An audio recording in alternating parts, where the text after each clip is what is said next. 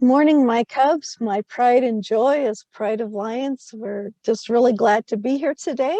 And we have Ricardo with us, the dream expert. So Ricardo, tell us why you're a dream expert.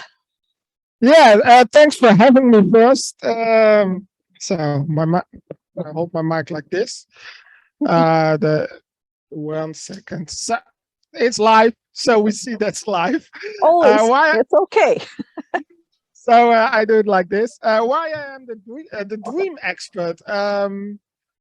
Now that's like the question why I'm made on earth, because since I was young, I'm a dreamer. I see potential in things where people don't see potential in it, because that's what dreaming is.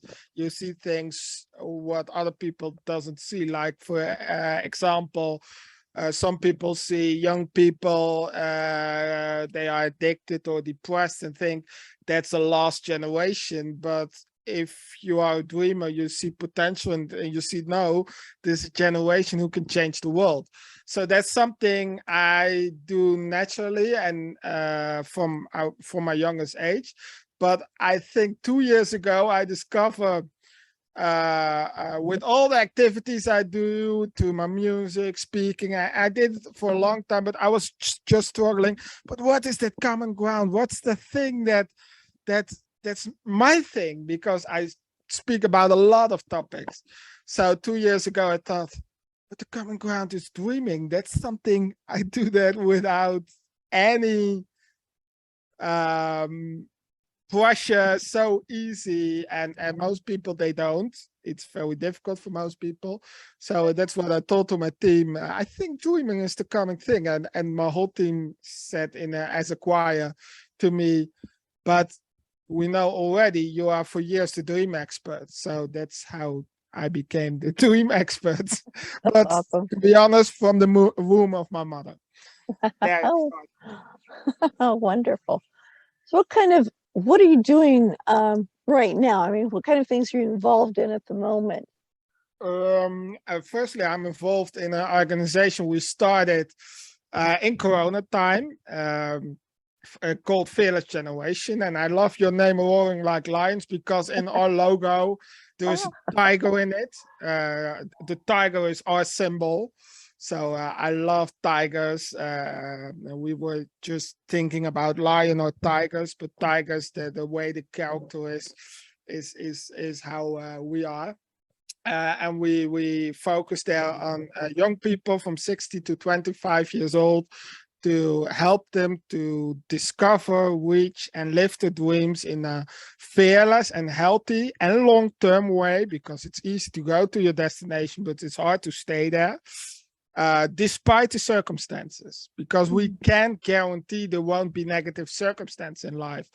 But you can learn that despite the circumstance, to live fearless, to live happy, to live successful, what the meaning will be for your life.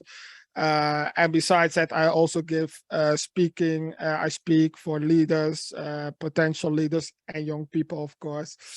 I write books. I make music. I do also comedy. So I do a lot of ways, but in all the things I do, the common ground is I want to help. I want to help people, and especially young people and leaders, to help them to discover, reach, and live their dreams in a fearless way. Wow, that's awesome. That's awesome.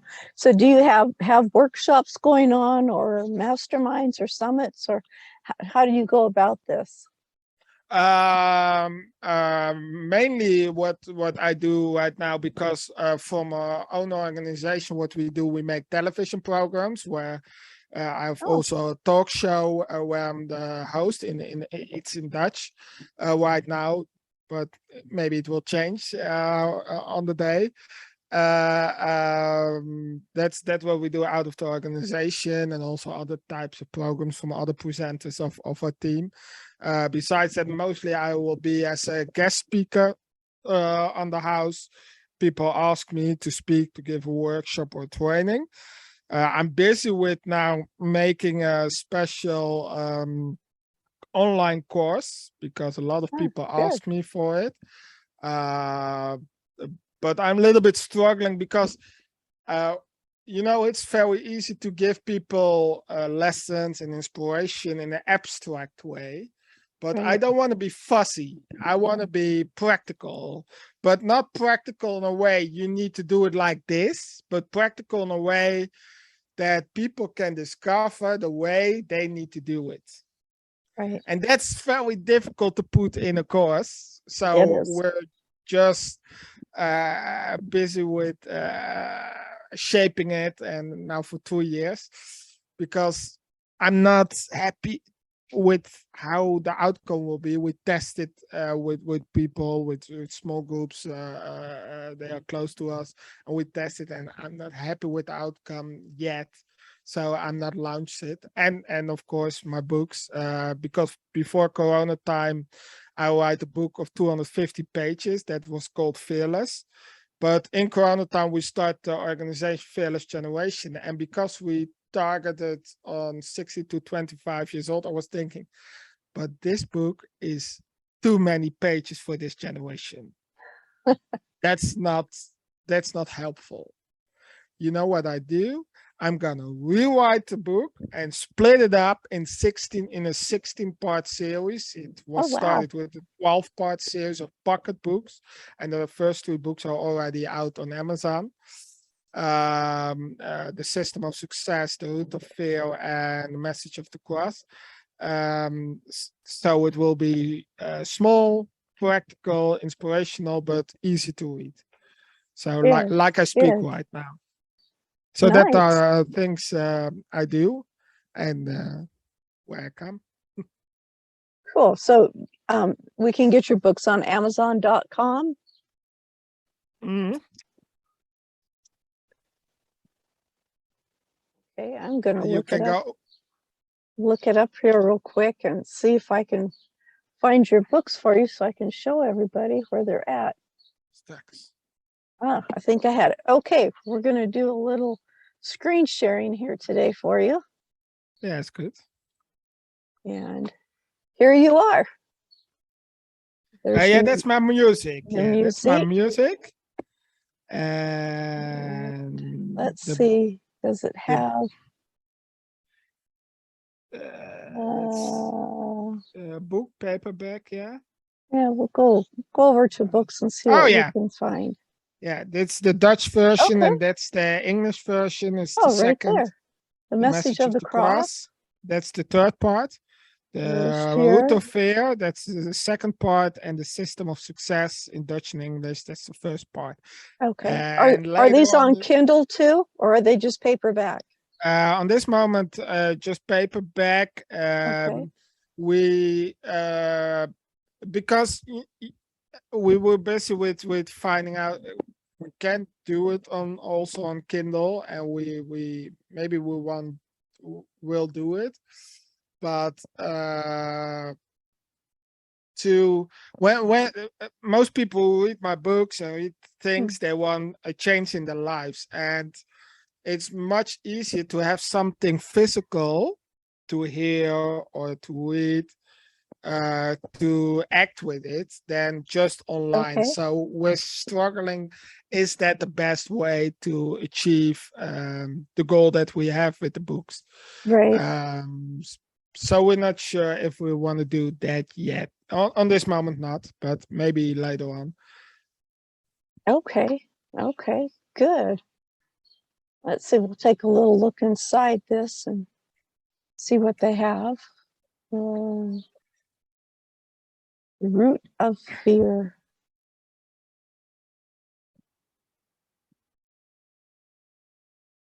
There we go. Table of contents. Human problem, the problem of fear, the root of fear, fight the root of fear. Nice. Good, easy, nothing that's going to be overwhelming to anybody. So they think, oh man, this is too much. Looks like it's wonderful, just easy to read and gets right to the situation. That's awesome. Yeah. Good. That's what I like, and that's, I believe, as an inspirator or a speaker, I study theology also, and philosophy, and psychology. And most speakers, they just give knowledge, but as a speaker, it's not your job to give knowledge. As a writer, it's not, and especially when you write nonfiction, it's not your job to give knowledge, but it is your job to explain how you can apply that knowledge in your life, because the knowledge, even in this time, for example, you can go on Google and find all the knowledge you want, but you can find on Google how you can apply it. That's why you listen to a speaker. That's why you want to read or some author, or sometimes also a musician, or it can be anyone. But that's the reason that people go to this kind of person, because they can explain them, how can I apply this knowledge into my life, so my life will be better than it is right now. Okay, can you give us some examples of some of the applications that you teach? Now, the biggest application, I was just listening in the public transportation of a podcast that came out on Sunday evening. And mostly I go just with the flow, so I just go out of my heart what's come to mind for the audience on that moment. And what I see in the line of the last podcast, and that's one message I love. In Western society, we're so busy with proving ourselves. We try to get likes, and there's nothing wrong with getting likes. Let's be honest. But we try to get likes. We try to get approval of our husband or our wife, or our children, or our friends, or our boss on the job, or it could be anything. But when we miss that, and when everything's fall away, we get burned out, because that's the biggest disease I had 2 times in my life when I was younger also. So I'm experiencing it. And one of the key things I teach about is being approved without doing stuff. So just being okay with yourself without doing stuff, because you are not what you're doing. You are who you are, but what you do is not something who you are. A lot of people, they think the title I have or the things I do, that's my identity. But when you stop doing that stuff, you will be empty, you will be miserable, you will be depressed. But if you go to the core of who you are, and that's your mission, that's your dream, that's your cause, that's the reason why are you on this planet. And everyone, that's something that's different for us as human beings from animals. Animals are good, we need to respect them, we need to love them. I have cats, my girlfriend has a dog, it's outside right now. But what makes us different, we have a cause, we have a mission, we have something deeper. And if you don't discover that and live up to that, because that's in your identity, and you live up to the expectations of people, or of social media, or your boss, or your husband, or your wife, or your children, there will be a day that you find out, I'm miserable, I'm depressed, why do I live?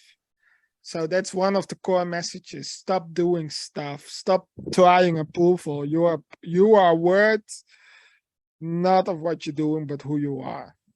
Yeah. So that's one of the key messages. And I had discovered myself, I was addicted to approval in my young years, because I got a lot of rejection from my father. My father rejected me when I was 7. When they get divorced, he didn't get any contact. So I missed that. And also from people around.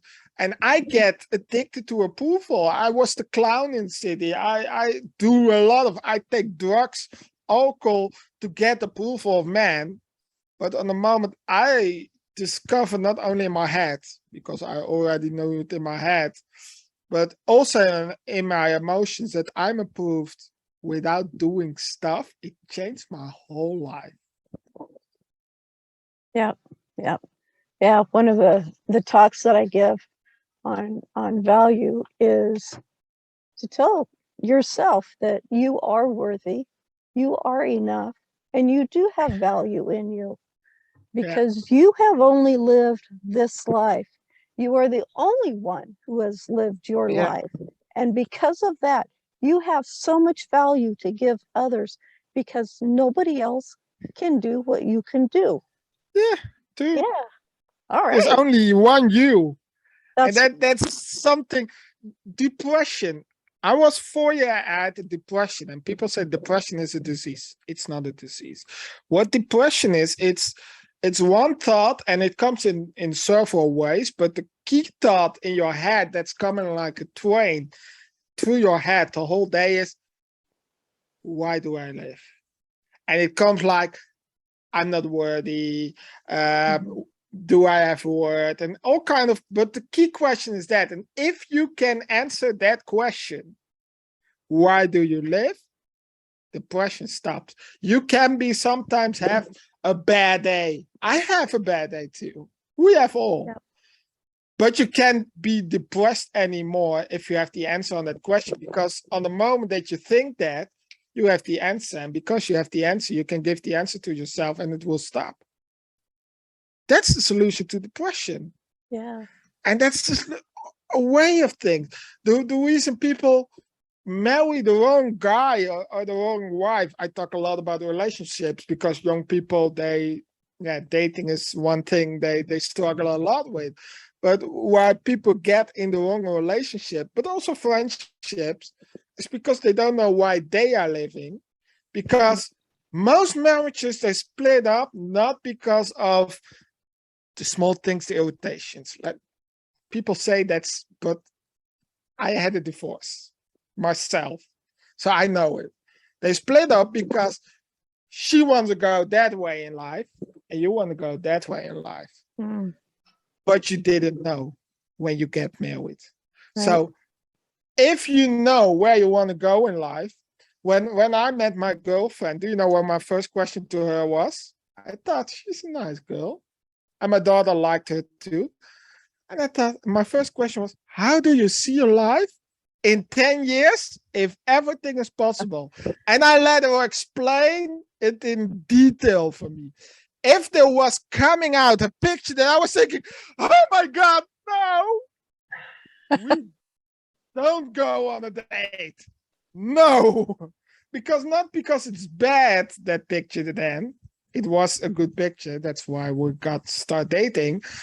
But because she want to go in that direction, I want to go in that direction. And if we both want to fulfill our life, we can do it together. One of the of need to compromise. And if one of us need to compromise in our mission in life, in our identity, one of us or both can be happy.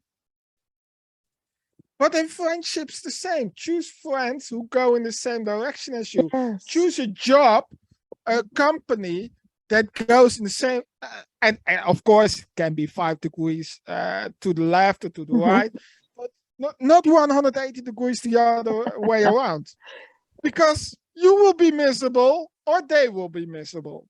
Yep. Yep, definitely. And so it's so important for every choice you made. And everything I do, I align it with my mission. And if something comes on my path, I think it's not in line with my mission, I say no. And I don't have any difficulties anymore with saying no. Good, good. Yeah, that's something that a lot of people have a hard time doing. I know I have, and I'm learning how to say no to things I now, had it but too. it's like, yeah, if it's, I have someone who wanted to speak on my show, but my whole show, as you can see here, is bringing value and perspective. Yeah. And if they can't do that, I really don't want them speaking, because I want our people to get something from it, to be able to use it in their life, to use it in business, and to grow and to achieve and to soar. Yeah. Yeah. And it's the same you do, because you want to go there. And if someone on your show want to go there, it's not bad that they want to go there. No, not but at all. it don't fit in what you are doing. Yep. The same Yep. with the team. We had a team of 15 people. The first conversation I had with them was that I asked them, how do you see your life in a year? What do you want to do? What's your goal?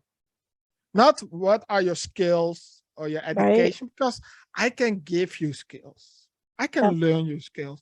I can give you the education. No problem. But I can give you a passion. And a passion, where comes the passion? What's the source of a passion? Is I want to do this because I'm made for this. So I need to know where you're made for.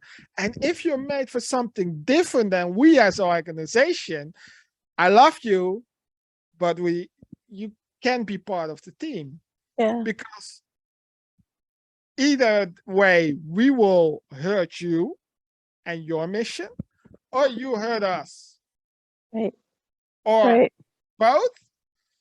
But for sake of that I'm loving you as a person, as a human being, and I love every human being, even though the baddest person, then I say, yeah, we don't need to do this. We don't do this. And people say, but you had a lot of people, and when you started, everyone needs a lot of volunteers because we started as volunteers, and you say no to so much people. I say yes. I say no. Because it will break us down. I want to build a team that is so strong that it can handle a big crowd. Right. But it needs something that needs to grow. A lot of people think, easy. I said earlier in this conversation, it's easy to go to the top. It's easy to go to the destination. It's easy if you want to be a best-selling author or a famous singer or a famous presenter. If you know the tricks, it's easy to be that. But it's hard to stay that. Yep. Because how much people, they come there and 1 year later, no one heard of them anymore. Because the dreams brings you, but characters hold you there. Yep. And that's something that needs to grow, and that takes time to grow. You can only be so big as the leaders you have can handle the character they have. If my leaders, we don't have yet an audience of 1 million, and I know it will be, but I know also, I say to my team, but on the moment now, we as a team, maybe I can handle it right now, but we as a team, we can handle 100,000 or 1 million listener and audience, because it takes responsibility. We as leaders, as 15 people, we can handle it right now in our character. So we don't want it. But in our McDonald's society, we want a quick fix. We want a quick grow. We want a quick. But to be honest, I think most people, if you can tell them, go for the quick fix or go for the long-term fix, I think most people think, no, in that case, go for the long term. Yeah. Not the easy one. Definitely. Yeah, and you brought up a good point that you want your whole team to be heading in the same direction.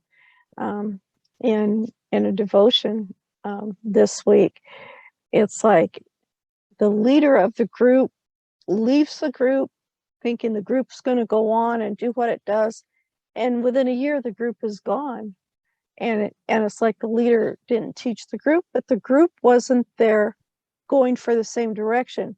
If the whole group is going for the same direction, when one leaves, they can still keep going in that direction. It's not going to hurt it, and it can keep growing and keep growing. So there's reasons why we say no to certain things. And as a leader, to go on that point, a lot of leaders, because sometimes as a leader, I had to learn it myself. It took me 13 years for my dream to come to release into my destination when I was 30. And of course, I did speaking in that time, and I did a lot of things, but it took 17 years, because I was 13, and 17 years longer. But I had to learn that some people say, but you can lose your best people. No, you release your best people, Yes. because it's all about the people. And leadership is not about you. If 1% in your body thinks that leadership is about you, and a lot of leaders think that, a lot of leaders in position thinks that, stop with it. Leadership, and I had to learn it, it takes a lot. It's all about serving others.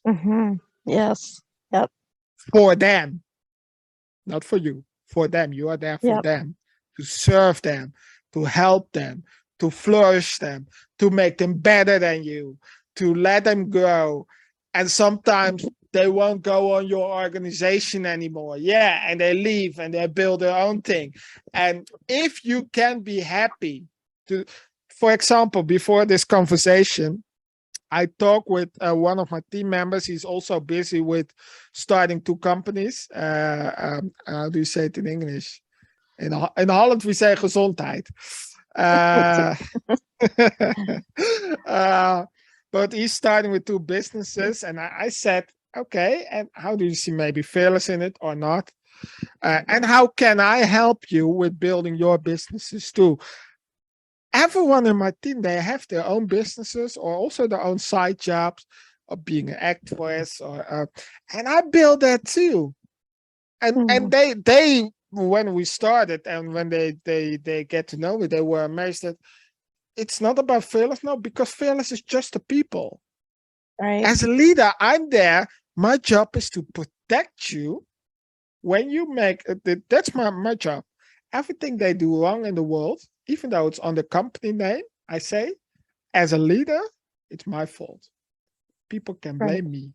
I'm your shield. Of course, inside I can say to you and discuss with you things, but in the outside world, even though they're their own company, I say, as your leader, if you do something wrong in your company, people need to come to me. Right. It's my fault. But that takes a big responsibility. So if you are still holding on to the approval of man, you can do this. No. Because this is hard. Then you think, okay, people will think now, because he makes mistake, did about me. Oh, we need to get rid of him or this. No. And so that's why that identity and that strong foundation in your character is so important. And I had to learn. People see me laughing right now, but I had to learn it with tears. Had a lot of tears to build it up and to build it up and to build it up and to build it up. And every time I say I'm a Christian, I say to God, but I want to start now into my dream. It's enough with the learning stuff. And God says, no, you're not ready yet. I need to build you stronger because you can't handle it right now, what I want to give you. It's a little bit like the story of David and Saul. Saul and David were both anointed. They were both had the same gift to be the king. But Saul did it for 1 generation and he collapsed. David, it took a longer time to get to there, but it stays there for 1,000 years. And what was the difference? Saul get anointed, get the kingdom, get the position directly. David get anointed before he. I say always, David was a shepherd, right? And he need to kill. I love roaring like lions because I come to the lions. He killed a bear to protect the sheep, right? But the bear takes out of David a lion killer. And so we need to protect the sheep from the lions. And the lions take out of David a giant killer. Yes. And the giant killer take out of David the king. That's but right. in that process, he faced rejection. Because if do you have children? Yes. Yeah. Oh yeah, you said yes. about, yeah. Yeah. So I have a daughter. I have one daughter. But if you have multiple children, never do what the father of David do when Samuel come. I need to anoint one of your sons, and that Samuel need to say to the father, you know, the son is not right here, and that the father says, "Oh yeah, I have somewhere some son left. He forgot his own son. Come on." Then he goes to his brothers who were in a war to bring them food. That's a good stuff to do. He come there to bring them food on the battleground. How many little brothers do that? Yeah. That's, and what does what did they what does they what do they brother what do the brothers say? They say, "What are you doing here?" Okay, very loving. Then he thought maybe in his soul he find a father figure, because it was later on his father-in-law, because he married with the daughter of Saul. And he plays some music. And what happened? Saul take a weapon and he throw it at him and try to kill him. And so let's be honest, he got a heavy story, but it makes his character in a way that, not that he never make mistakes anymore, but even when he makes mistakes, he could reflect himself. Sometimes it takes a little while. But he reflect himself and he regret and go also to his people, to the people he may lead. I make a mistake. I need to regret this. Can you forgive me? And that's something you had to learn. That's something that's not a natural thing for us as human beings anymore. Yeah. And forgiveness can play such a huge role in our own lives. Even if the other person doesn't forgive us, you've made the effort to say, "Hey, I was wrong. Please forgive me." And it's so healing. And there's a lot of power in forgiveness. Especially forgiving ourselves. Well, our time is already up. Gosh, we've got to get you back here and do some more talking. This is great. I really thank you for being here, Ricardo. This is just amazing. You're welcome. Yeah. So my pride and joy, my Cubs, you can see the replay on YouTube, and definitely go check out his books, check out the website, and about the books. About the books, before we end it, for your audience, we have a special offer, because I think it will be in the description or something. We write it down.